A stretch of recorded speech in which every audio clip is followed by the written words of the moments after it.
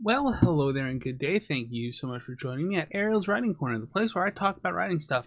I being me, Jesse Pohlman, a science fiction fantasy author from Long Island, New York. I'm talking today about the subgenre Noblebright and how it is often misunderstood and mischaracterized, including by myself. Noblebright is something I've talked about before at events like Ride Hive, and I've gotten wrong, so I feel like it's my duty to correct um, at the very least, my understanding of it, and to maybe say something to others to help inform them. And I want to say up front that no subgenre is necessarily absolutist, um, in the sense that, like, hey, if you have a certain understanding or vibe for a genre, it doesn't make it necessarily wrong, even if the people who created it are saying otherwise. And I'm going to be talking about someone who at least says they were a part of it. I don't know personally what their role in it was, but we're going to talk about them. We're going to talk about their experiences. A link to their article is going to be in the description of this video. So if you want to read more about it and get more information about it yourself, there it is. With that said, let's go to what I thought this subgenre of Noblebright was. Now, Noblebright is a subgenre of fantasy, and I thought it had two key ideas kind of working in collaboration. The idea of something noble, which is coming from the upper tiers of society. In other words, like, hey, the king is a good king. The boyars are all good boyars.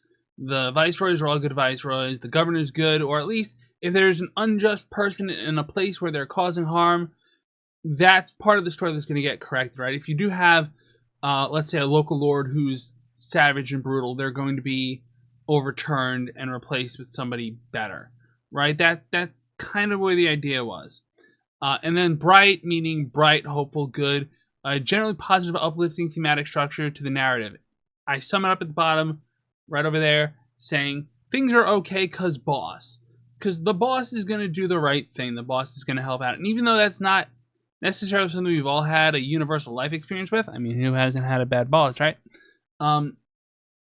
In general, the idea is that this is a fantasy where the good guys are going to be fixing the world for the better through being in charge of the thing that they create. If there's a societal change that's going to come, it's going to come from above, and it's going to be for the better, right? That's what I thought. And then my friend Jerusha, who is an admin at Ride Hive, sent me an article.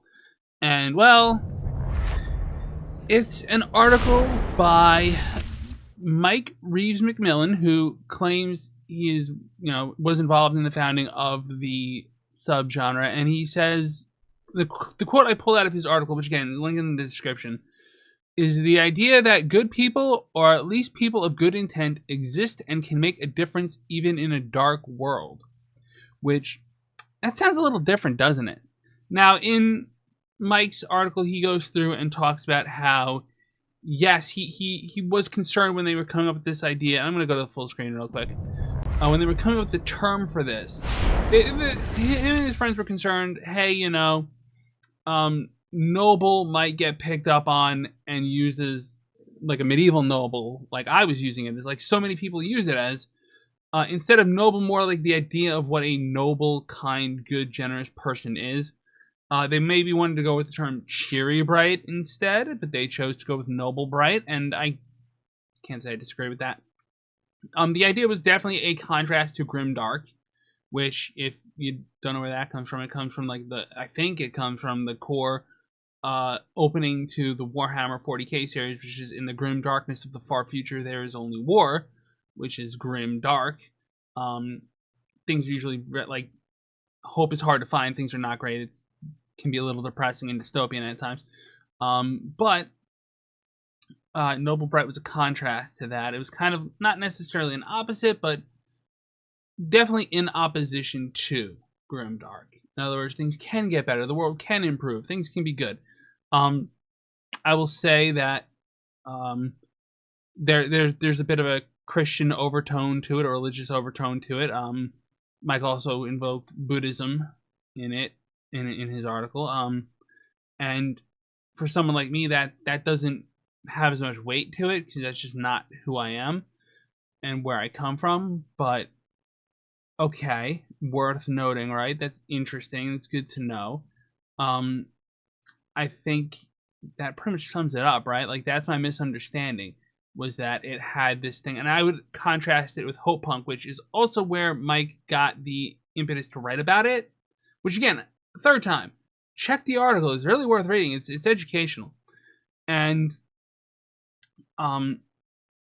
he does say, like, yes, there's some degree of that in there somewhere, but like, whereas I would say, or I used to say, hope punk, well, the punk means it's social changes coming from below, and the hope is that things are going to be hope. Yeah, I don't know, my train of thought just kind of derailed, but you get my point, right?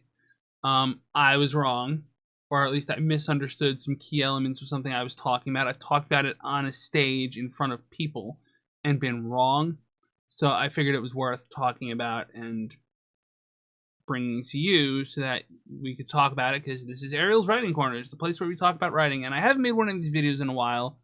I'm going to try to come up with a list of topics. If you have something you would like me to talk about, leave it in the comments section. I'm going to come up with more of these topics because, did you know, I have a book coming out soon. I don't know when yet. I don't have a date. I'm working with cover art stuff still, so when that's resolved, that's when I'll have a date. And once I have a date, we're going to full promotions, and I'll probably make a video about this, talking all about promotions and how I'm not good at it, but that's another story for another day. I want to thank you all so much for joining me. If you appreciate this video, you want to see more like it, like, share, subscribe, friend, follow, whatever. Hit the buttons. It really just helps this little channel grow. It's my personal channel, so it's just like, hey, you know, it's Ariel's Writing Corner because Ariel was my cat. You know, she's my little office cat. I made a previous video, the role of gifts in your story. It's Ariel's Writing Corner number 13, and I show this off. And it's been a little over a year since we lost Ariel, and I don't know, I've just been thinking about her. That's why we keep the black and white color scheme, because she was a black cat with a little white locket on her chest, and she was adorable, and she was with us for far too short a time. Anyway, sorry to bring you down with that, but the good news is she made a tremendously positive impact on my dad's life, and that matters more than anything it could have. Thank you all so much for joining me, and as always on this channel, pieces.